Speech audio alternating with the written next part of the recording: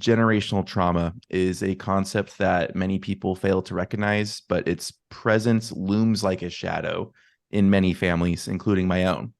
And so this cycle of abuse, it often has its roots deeply entrenched in the experiences and circumstances of those who came way, way before us, generations, hence the name generational trauma. And so recognizing this cyclical nature is pivotal in our collective endeavors to prevent history from repeating itself.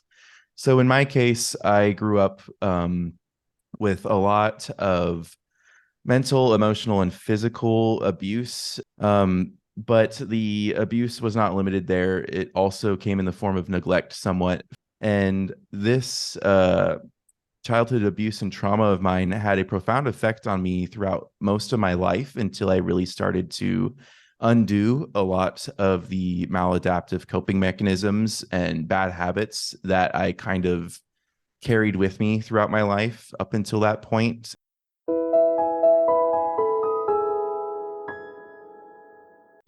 Welcome to Linda's Corner, where we bring more hope, healing, and happiness to the world. My name is Linda Bjork, and today we're going to be talking about letting go of anger, fear, guilt, and shame, and learning to love ourselves. I'm delighted to welcome Wesley Jackson. Wesley is the co-founder of Surviving Humanity, a self-help podcast. You can also reach Wesley at his website, survivinghumanity.net, and I'll include a link in the show notes. Welcome, Wes. I'm so glad that you could join with me today. Thank you for having me, Linda. I'm happy to be here. Thank you. And I am looking forward to hearing this story because I think almost all of us are carrying some of those things you talked about, whether it's anger or fear or guilt or shame. And the standard response is really to pretend it never happened. Because there's maybe some humiliation also involved with this. Like, I don't want to pretend I have been perfect forever. And we create kind of a mask, a shield. And then as we do that, we feel kind of like we're imposters because it's like, I know what presence I'm trying to show you. And I know who I really am. And I think we have a skewed vision of who we really are. And I would love to hear your story. And one of the things as I was reading your background was the word twice exceptional, which was a new term to me. And so I had to look it up. Will you explain that and kind of explain your story and how you got to where you are now? Sure. So, twice exceptionalism is where you are intellectually gifted in some ways, yet in others, you also have learning disabilities.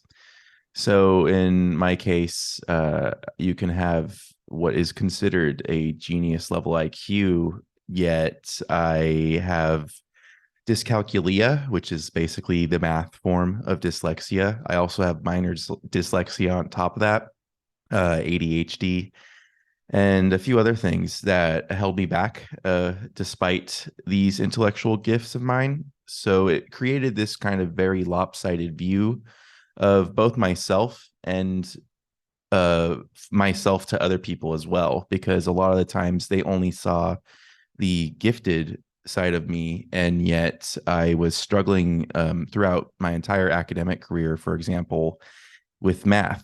Despite being placed within honors and advanced placement math courses throughout my academic life, I struggled the entire time, and that never really changed, despite how much support I was receiving in terms of like study groups with friends. I never received any explicit professional support in that regard. I mainly relied on study groups and tutors and just plain old kind of bashing my head against a wall until I eventually arrived at the right answer to these math problems. And that pattern of mine kind of continued on throughout life. And it was really, at the end of the day, a maladaptive coping mechanism, which caused me to kind of deny myself. Like you mentioned, we acted like these problems didn't exist. And because of that, everyone else acting like these problems of mine didn't exist, I also acted like they didn't exist, yet they very much did so exist. And I struggled with them for such a long time without saying anything to anybody that I thought that it was just normal, and I thought that what I was going through was what everybody else was going through. And so I just didn't say anything about it for so long until I started to really think back to my past and start to research what exactly was going on there and why exactly I was at where I was at that point in my life. Okay. So, what I'm hearing then is just this kind of, I loved the part that's, I guess, stuck in my mind is that I felt like what I was going through was normal. And that's what everyone is going through. And I think whatever our situation is, we tend to have that as a baseline because this is the only mind that I have. This is the only experience that I can work with, that I can compare with.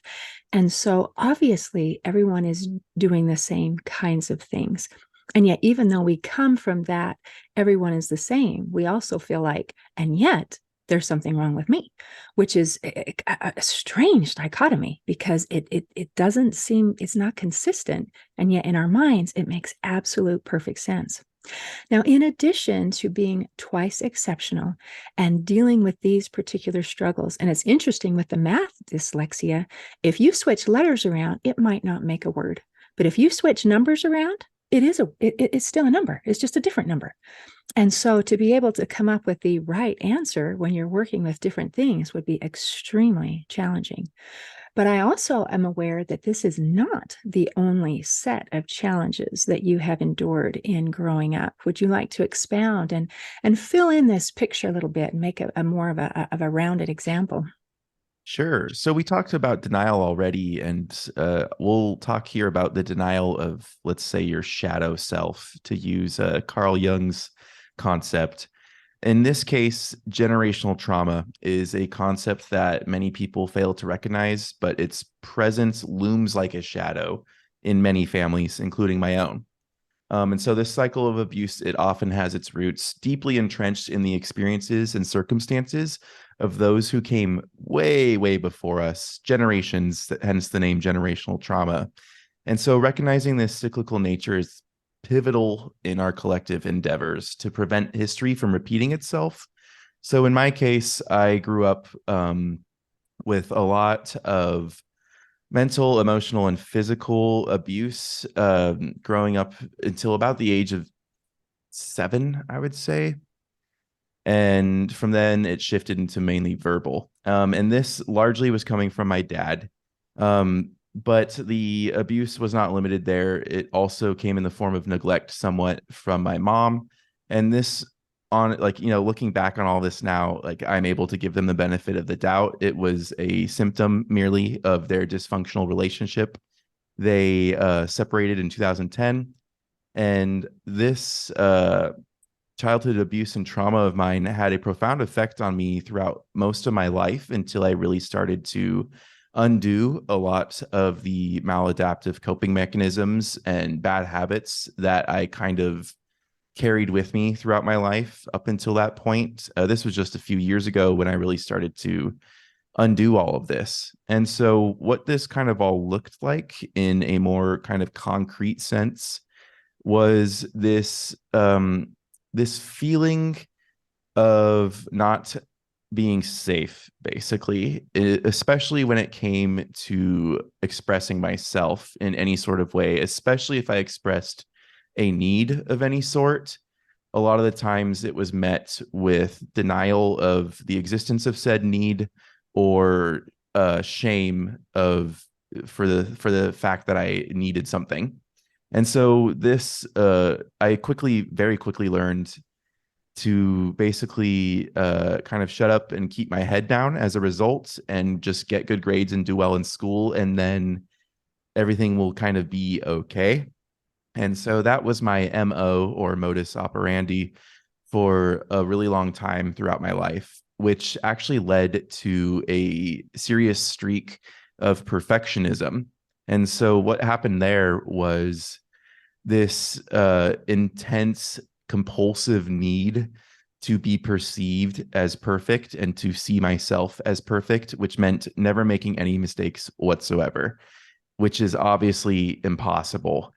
And because of that, when I would make mistakes, it would really shake me to my core and kind of shatter this fragile self perception that I had constructed of myself of being perfect, which ultimately was an inauthentic one.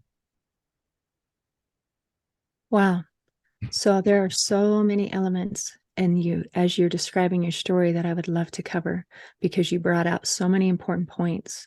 And some of them include the idea of having compassion for the people who hurt you and recognizing that they cannot give what they did not have, and to be able to put those two together and say, my parents did not do a stellar job of loving me and of making me feel safe, physically safe, emotionally safe, all of those things, which are very, very basic needs when we're growing up.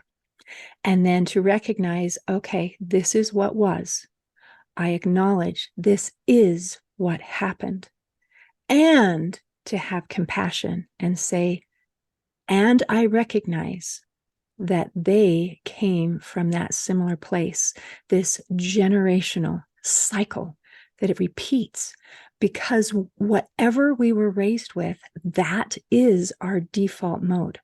And if we don't consciously make a choice and a change, even if we hated it, we naturally turn to that and become that. And that is a very frustrating cycle. And so, how wonderful that you have become a chain breaker. You have broken this cycle and this chain, so that you can now choose who you are and what you choose to be, and can respond in a different way rather than just going to that default mode. And so I am so proud of you. And there are so many people throughout the world who are in similar situations where we are following this generational cycle of whatever situation we're dealing with. And we need to wake up and make that change. So, very well done. And then I really appreciated how you talked about your I guess what would we call it, a coping response? Maybe this is how I need to function within this box, this parameter that I have been given. And that is, in order for me to function, I must be perfect. And perfect means good enough. If I am perfect, then I am good enough. And perfection is unattainable. We have flaws, we make mistakes, and that trying to carry that burden of perfection is overwhelming and unattainable. And yet so many people are trying to do that. So I would love, if you wouldn't mind, let's follow this thread just a little bit more. Now that you have recognized that that is not required and actually not even achievable, can you give me an alternate? How can I know that I'm good enough, even though I'm not perfect? So like we said, I had my perception of myself was completely fragile. It was like paper mache because of this perfectionism. And so once I got rid of that and broke that down, then I had a completely different problem. Now I have no identity, basically. So who am I exactly? And so I kind of had to start at, ground zero with that. And that began for me with identifying my personal core values. And so I did this through a series of online tests. And once I was done with that, I arrived at a list of 10. And that kind of served first as my compass or my lighthouse to make sure that I'm doing things that align with my values. And I can point back to specific values and tie my own actions back to them. Or if I do something that's not in line with my values and it makes me feel bad, I look back at my value list and look at, okay, which of these values did this action conflict with? So they really help in that regard. So that was step one for me. Step two was identifying then, because of this perfectionist streak and this pursuit of the impossible, I didn't really know exactly what I was actually good at because I would just push myself beyond my limits throughout all facets of my life until I burnt out. That I didn't know what I was actually really good at or what I was really shouldn't be doing or what I was, bad at. And so that came with something known as the VIA inventory character strength survey. So VIA character strength survey. And through that, I identified my key strengths. And once I had those, that's when I started to figure out, okay, where should I be directing my energy as to where it would be the most kind of efficient use of my energy? Because if I'm doing things that I'm not necessarily good at and simply trying to cover for my weaknesses, as opposed to doubling down where I'm strong, I don't really think that's a very efficient or optimal way to live our lives when we could make our lives so much easier if we just did what we were really good at and what we were kind of meant to be doing. So, values and strengths, that's where it all began for me personally. Wow. And to recognize who you are. I really appreciate that. And when you mentioned earlier that you were not allowed to have any needs, and that very much affects when you lose your voice, you're not allowed to ask for anything, and you lose your choice, there can be a feeling of, it doesn't actually matter what I want because I don't get it anyway. So who cares what I want? And then when you keep living like that, pretty soon it's, I don't even know what I want. I don't even know what I'm good at. And so going through this process of self discovery, what am I good at? What do I enjoy? And I loved how when you put that together, you said, and things are easier. And so you can be successful and it's easy and enjoyable when you know who you are and what your strengths are and what you like, and putting these things together. And so that created a career change for you because you were in digital marketing and now you're working on this, really just making the world a better place, one person at a time. And so I assume this is what you discovered and decided, this is what I enjoy. And you know what? I'm good at it. And that is awesome because when you're trying to make those changes and you're looking for someone to help you, it's nice to go to someone who's good at it, right? So I love that.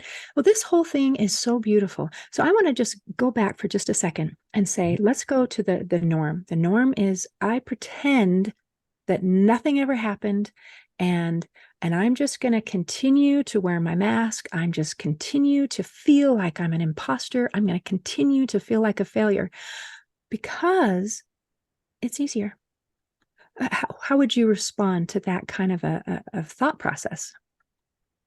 Yeah, it's so twisted and ironic where our normal can be something that is completely abnormal. And yet, since that is our world and what we perceive as normal, it is effectively okay with us. So we're okay eventually with being treated like a doormat.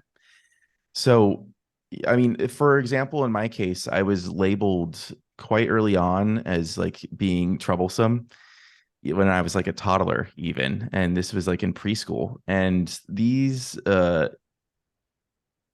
negative self perceptions of myself really stuck with me for a long time because of that. So I think misinterpretations of character can sometimes actually be more damaging than, for example, like mental health conditions that they aim to diagnose a lot of the times. So when people, it's really hard to understand where somebody is coming from when it is a reality that is different from your own, especially if it is one as traumatic in the cases of childhood abuse and trauma.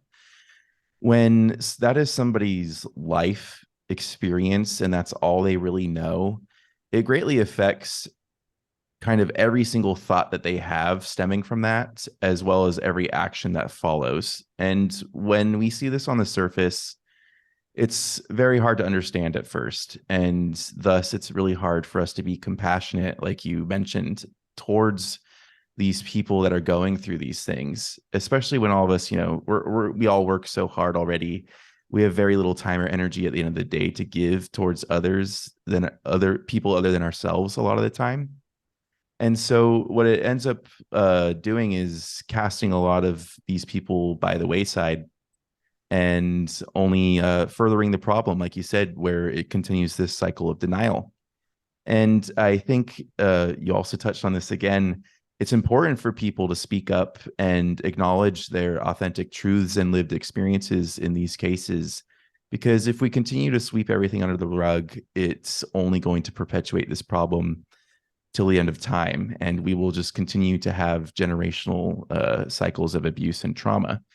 And this will only really ever stop if enough people start to speak up about it and talk about it and start this societal dialogue, let's say. And that's why we're having this conversation today, to be able to Exactly. help raise awareness. So as we're talking, there'll be people who say, oh, that sounds so familiar. I felt like that. I have thought that. I have experienced that. And then to recognize, I'm not alone. And there's something I can do about it. Because we've talked about denial, which is a very, very basic way to do things. There is another pathway, and that is a victim mentality. And that is to stay in that place of, well, you know what? It doesn't matter what I want. It doesn't matter what I think, because I'm never going to get it. And I have no control over my life. Stuff just happens. And so I believe, again, it is not until I like to say, we do want to change. We do want to heal. I mean, everybody wants to be happy. We do. And we want to stay the same because there is familiarity. There's comfort in our familiarity. This is what we know. And I think that we really can't change until we reach a tipping point. And the tipping point is when we want to change more than we want to stay the same. And you can tell when you've reached that point because you're willing to do something about it. And I appreciate that you have given some tools, some starting points for, okay, this is the step I took. I went online and I took a personality test and I discovered what my strengths and weaknesses are.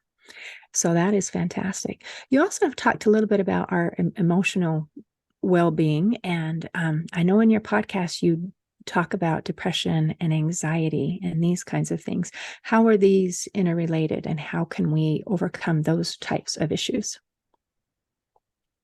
Hmm. So within my own personal case, it was this feeling of a lack of emotional safety. I mentioned how I didn't feel like I was able to express myself. And so that included my emotions. And what this led to, the end result of this, what it looked like was a kind of robotic approach to the way I expressed myself. And so I didn't really vary my tone very much. I didn't talk for very long lengths of time whatsoever. I never raised my hand in class, even if I knew the answer to questions. Things like that, these small little actions really kind of added up and compounded and snowballed over time in my life, where it led to, like you said, this tipping point where I realized how I was kind of stuck in a victim mentality of my own, this kind of negative self-fulfilling prophecy, self-sabotage sequence, let's call it, where I continued to think of myself not being capable of certain things or not being certain things. For example, I was so shy for most of my life because of all of this that I never once thought of myself as really being a public speaker or even being capable of that. And yet here I am today. I have lost count of the number of public speaking appearances that I've made. And this comes as a surprise to everyone, even myself, for a long time, because I misidentified and misinterpreted the idea of what an introvert was. And yet, which is, kind of yet another label of sorts, since this is a spectrum as well. People can be a certain percentage of extroverted and introverted. They're never one or just one or the other. And so what this all led to was a kind of moving beyond labels, pretty much, where I explore more of the intrinsic value of myself. And this started, like we said, with self-awareness and acknowledging my authentic truth and lived experience. And this was really the beginning of the entire healing process. Oh, that's fantastic. And you brought up, again, just such beautiful points. I love that you brought up and included the idea of self fulfilling prophecy and self sabotage. And when we're in a victim mentality, we cannot recognize that there's any part of what we did that contributed to the problem. And so we have to be able to open up our minds a little bit and say, you know what? These things happened. And a lot of it was not my fault. And dang, I can see here and here and here where my thoughts, my words, my expectations, my actions actually brought the things that I expected to come to pass. And so recognizing that gives us it's a little scary at first, but it also empowers us to say, well, if I caused this, guess what? I'm the solution too. And that's a really big deal. I also loved when you talked about labels and moving beyond the labels. When you're going through this process of trying to discover ourselves, become self-aware, we are, in a sense, we're searching for what labels, what categories do I fit in? And yet, I believe that that is a starting point to help us to wake up and to recognize, and that we don't stay in a box. We don't stay in a label. We don't, again, follow this self fulfilling prophecy of, well, I am an introvert, so that means this, and this, because it means more. And so I appreciate having the labels to help point, but I don't ever like it as a ceiling. That, I like that. That's a really good distinction right there. yeah, that is fantastic. Let's see. I wanted to ask about so when we're trying to break free from our negative thought patterns, I'm a real big fan of action steps. Are there some things that we can do to make that change and think differently about ourselves? Here's the big one that I almost say to on every podcast, it seems nowadays. It's a concept from NLP, which is neuro linguistic programming. And this is known as the greatest hits list. So, what happens a lot of the time when you have negative self talk and negative thought patterns, it's the result of a lack of belief in yourself, which is basically a lack of self confidence. And so, in order to counteract that, we create what is known as a greatest hits list. And this can take the form of, a note in, your phone, Google Keep, a post-it note, anything that is easily referred to on a frequent basis. Do that, pretty much whatever works for you.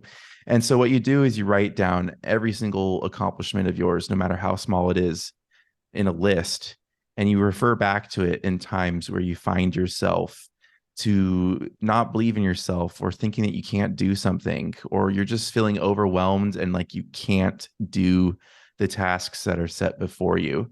And so I might be jumping the gun here a little bit with that. So I'll add one more thing to this toolkit, which a lot of people already mention. It's pretty trendy nowadays at this point, kind of a dead horse situation, but mindfulness meditation. Mindfulness meditation really helped me. I practiced it for about 3 years, pretty religiously with the Headspace app back in the day, to a point where it somewhat internalized within me so I can make these cognitive reframes when I realize that I'm thinking about myself negatively. And that made a lot more things possible So I combined that with a practice of gratitude that I had also cultivated during that same time. And through mindfulness, gratitude, and some NLP techniques along the way, I managed to eventually reconstruct my identity with the values and strengths and really start to reinstill a sense of self confidence within myself, which led to this intrinsic feeling of self worth. So I was no longer seeking external validation in all these different shapes and forms. I became a lot more settled within my own skin and a lot more comfortable with who I am rather than being ashamed of it, which was how I felt for most of my life growing up. And so these steps combined together were monumental and integral to my transformation. That is fantastic. And as you talked before, a starting point was using these kind of external tests, sort of, and then to follow up with, okay, who am I? It was personal experiences, personal successes. And I think that matters. We're working toward, who do I want to like? Who do I want to have confidence in? It's me. So I'm going to use my personal experiences, my successes. And I love this idea of recognizing your talents and your successes versus the old way of perfectionism, which is, have I made any mistakes? And there's another way to look at this on the continuum of where I am, where I started, where I want to be, this perfection, that space between where I am and where I want to be, there's a gap. And when we focus on that gap, oh man, it just makes us feel yucky and worthless. And we forget to look at the other side of the continuum, that there was a starting point and where I am now. And that is my gain. My gain. And I've done things and I've accomplished things. And if we look and focus on that side of things, then our confidence can grow. And I think that is a beautiful, wonderful thing to bring up. And I appreciate you brought up gratitude and mindfulness, all of these different tools, all of these things, putting them together to create. And it's really cool because it's not just finding ourselves. I'm not out finding myself. I am creating myself. And that makes a difference because, again, there's more power in that sort of an idea. Wes, this has been amazing. Is there anything else that you want to make sure that we cover before we close today? I don't think so. I just want to say I really love the way you spin those words. They're so great. We're not finding ourselves, we're creating ourselves. You're so right, Linda. Oh, thank you, Wes. I appreciate you visiting with me today. Thank you. In closing, I'd like to share a quote by Carl Jung. He said, "Who looks outside dreams, who looks inside awakes." Today, I invite our listeners to awaken to our authentic selves by looking inside. See you next time on Linda's Corner.